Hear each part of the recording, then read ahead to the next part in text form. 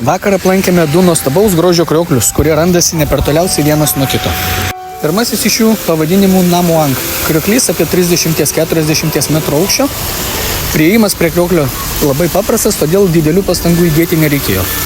Taip pat krioklys turi gan gilų baseiną, kuriame galima plaukioti, pašokinėti ir taip pat pasimėgauti krioklio masažu.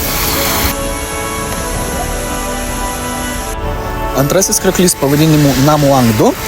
Jis yra daug didesnis nei pirmasis krioklys, bet norint pamatyti tikrai šio krioklio grožį, teko įdėti pastangų ir kopti tikrai nelengvų kelių į viršų. Kopiant į viršų mums pasitiko nuostabus vaizdai. Kiti mažesni kriokliukai, kurie tekėjo nuo viršaus. Džiunglės, slidūs akmenys, medžių šaknys.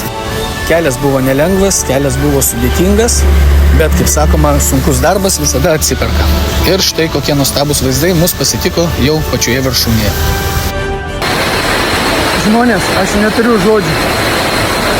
Vaizdas kalba pats už save.